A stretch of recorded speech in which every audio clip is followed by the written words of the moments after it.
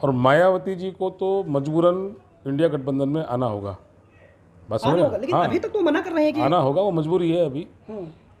क्योंकि अगर गठबंधन में नहीं आती हैं और बिना गठबंधन के चुनाव लड़ती हैं तो वो अपना अस्तित्व खत्म कर लेंगे, सुसाइड कर लेंगे, आत्महत्या। अच्छा, जैसे अभी मायावती जी बार बार कहें कि हम अकेले चुनावी मैदान में उतरेंगे, अगर अकेले उतर जाते हैं तो क्या लगता है? अगर अकेले उतर जाती हैं तो ये बहन जी का आखिरी चुनाव होगा। बहुत बड़ी बात कह रहे हैं। आखिरी चुनाव होगा, तो उसके बाद चुनाव लड़ने लायक भी नहीं रहेंगी। मैं अपने होश और आवास में कह रहा हूँ। बहुजन राजनीति पर आप नज़र रख रहे हैं और आप कह रहे हैं कि ये गैर संवैधानिक राज्य चल रहा है, लेकिन ओबीसी के ज़्यादातर नेता ओबीसी हों, दलित बीजेपी में हैं, चाहे मांझी हों, चाहे ओम प्रकाश राजभर हों, अनुप्रिया पटेल हों। ये तो इतिहास में जयचंद साबित होंगे। इतिहास में कल जयचंद साबित होंगे। जयचंद ने क्या किया था? तो गलत थोड़ी किया था। सत्ता के लिए, अपने महत्वाकांक्षा के लिए काम किए थे उन्होंने, यही वो कर रहे हैं। चाहे वो बात उन्होंने बनाया, क्रेडिट ले ली तो क्या दिक्कत? बात क्रेडिट की नहीं है, बात संसदीय मर्यादा की बात है।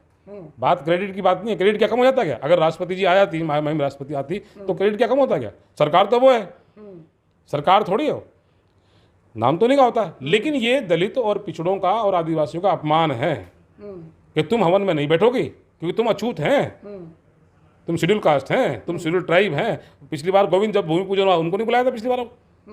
तो इसका मतलब क्या है कि जो गैर बराबरी की व्यवस्था, जिसे मनुवादी व्यवस्था कहते हैं, उस पर बड़े धड़ल्ले से काम चल रहा है।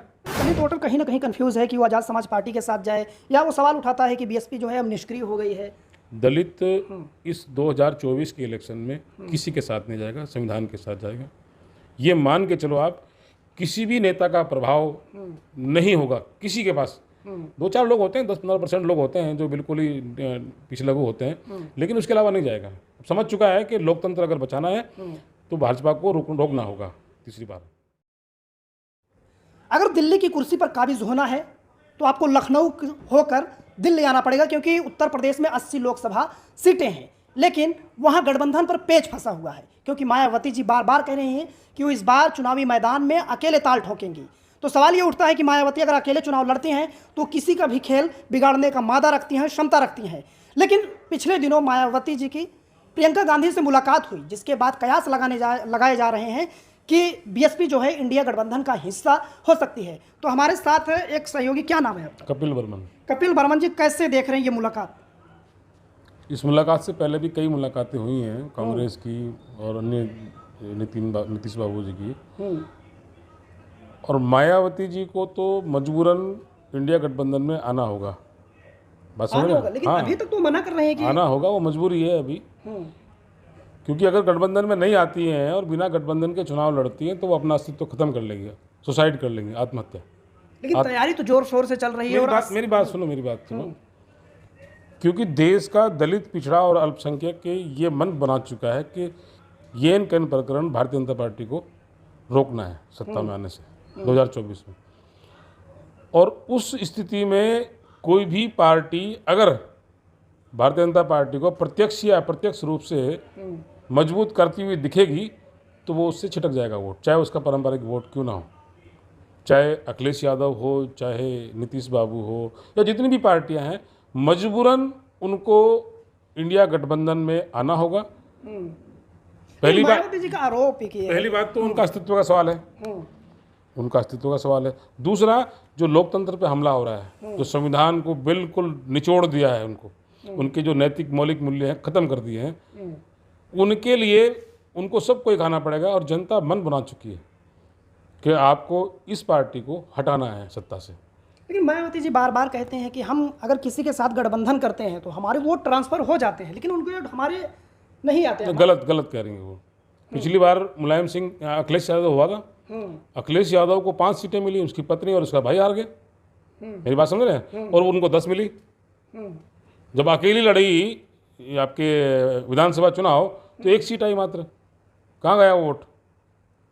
मेरी बात समझ रहे हैं? जब विधानसभा लड़ती है तो 1 सीट आती है, लोकसभा लड़ती है 10 आती है गठबंधन में। तो गठबंधन में फायदा है या अकेले लड़ने में फायदा है?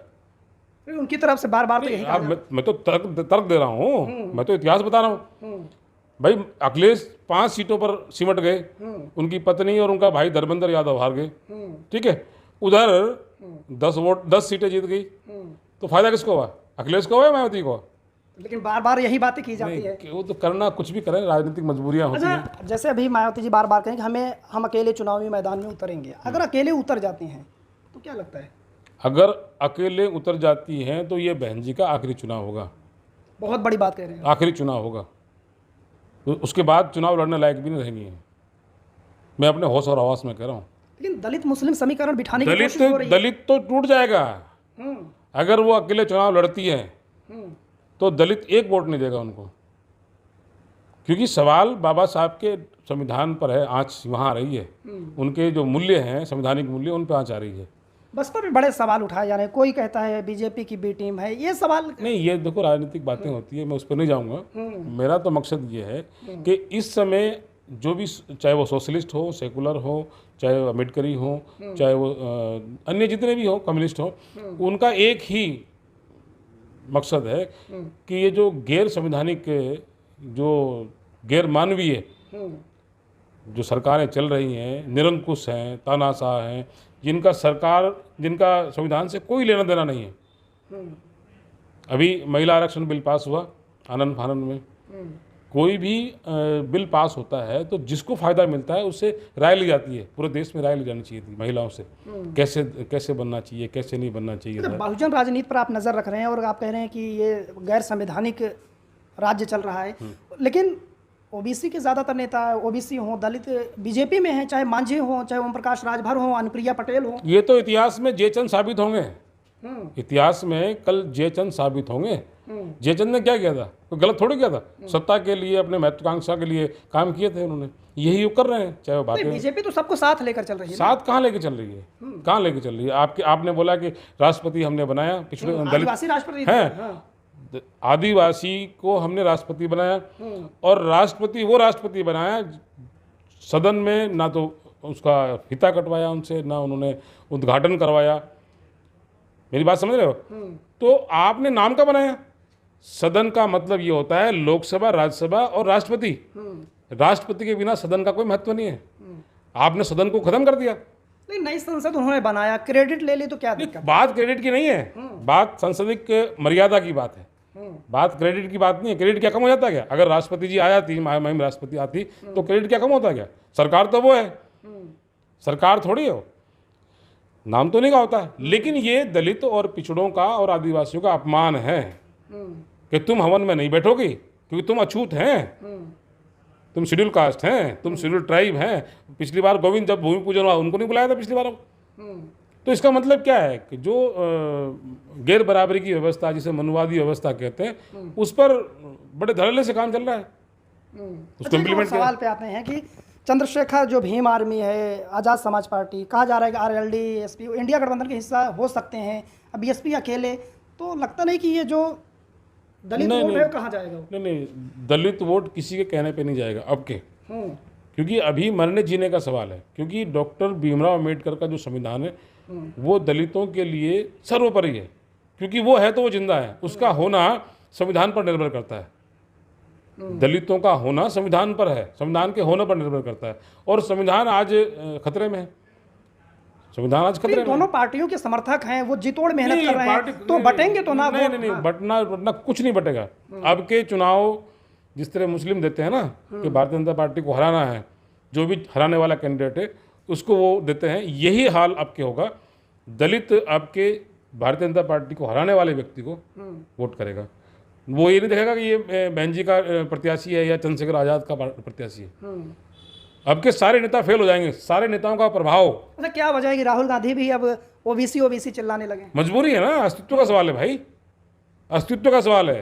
अगर सरकार पुनः तीसरी बार बन जाती है। नहीं, बहुत सारे लोग सवाल उठा रहे हैं कि अगर मान लो तेजस्वी यादव ओबीसी की बात करते हैं, अखिलेश यादव ओबीसी की बात करते हैं, मायावती जी ओबीसी की बात करते हैं, राहुल गांधी भी ओबीसी की बात कर रहे हैं। मैं कहता रहा हूँ आपको, सबको अस्तित्व का सवाल। अब इसी से लेना देना किसी को नहीं होता। सारी पार्टी एक होती है। मेरा ऐसा मानना है कि सत्ता बदलती है, सत्ता का चरित्र नहीं बदलता है। जब भी इलेक्शन होता है सत्ता बदलती है, चरित्र नहीं बदलता। आज मजबूरी है। कल 2010 में वो जब बिल पास करवाए थे राज्यसभा में, उस समय पिछड़ों का अनदेखी की थी, आज वही कर रहे हैं। तो समय बदल जाता है और समय के साथ आदमी को बदलना होता है, मजबूरी बस। आज चाहे वो सोनिया गांधी हो, वो कहती हमारा बिल है, तुम्हारा बिल है तो तुम नाराज क्यों हो रही हो? तुम क्यों कह रही हो कि पिछड़ों का आरक्षण चाहिए हमें? तुम्हारे बिल में भी पिछड़ों का आरक्षण नहीं था, इसमें भी नहीं है। मतलब दलित वोटर कहीं ना कहीं कंफ्यूज है कि वो आज़ाद समाज पार्टी के साथ जाए, या वो सवाल उठाता है कि बीएसपी जो है अब निष्क्रिय हो गई है। दलित इस 2024 के इलेक्शन में किसी के साथ नहीं जाएगा, संविधान के साथ जाएगा। ये मान के चलो आप, किसी भी नेता का प्रभाव नहीं होगा किसी के पास। 2-4 लोग होते हैं, 10-15% लोग होते हैं जो बिल्कुल ही पिछलग्गू होते हैं, लेकिन उसके अलावा नहीं जाएगा। समझ चुका है कि लोकतंत्र अगर बचाना है तो भाजपा को रोकना होगा तीसरी बार। तो आप देश की राजनीति पर नज़र रखते हैं, क्या लगता है? सर्वे में तो वैसे बीजेपी को फिर से कमबैक दिखाया जा रहा है, आपको क्या सर्वे लगता तो देखो, उनका मीडिया है, उनका मीडिया वो दिखाएगा, लेकिन हकीकत क्या है? हकीकत यह है कि जब आपके जो मुख्य अलायंस थे, शिवसेना, नीतीश बाबू और अकाली दल, जिन्होंने 41 सीट्स दी थी महाराष्ट्र में, 49 में से 41 सीटें ला के दी थी, है ना? अब कहाँ ला गए? अब ला सकते हैं क्या वो? अब तो 10 भी नहीं आ सकती। मेरी बात समझ रहे हो? नीतीश है? कुमार, जितने सर्वे आ रहे हैं सारे में नहीं, सर्वे तो आप अपने मुताबिक बोल दें। सर्वे तो क्या, आपको पता है सर्वे कैसे चलते हैं? कैसे चलते हैं? सर्वे तो मैनेज होते हैं, वो तो आप मैनेज कर लीजिए। आपको अगर भारतीय जनता पार्टी पैक कर दे दें, आप पैकेज दे दें, तो आप अपनी सी बात करेंगे। जनरली होता है ऐसा ना, आप नहीं करें वो अलग बात है, ऐसा ही होता है। जब भी तो गोदी मीडिया नाम रखा। ये गोदी मीडिया क्या है? सत्ता का गोदी में बैठने वाला मीडिया जो उसकी बात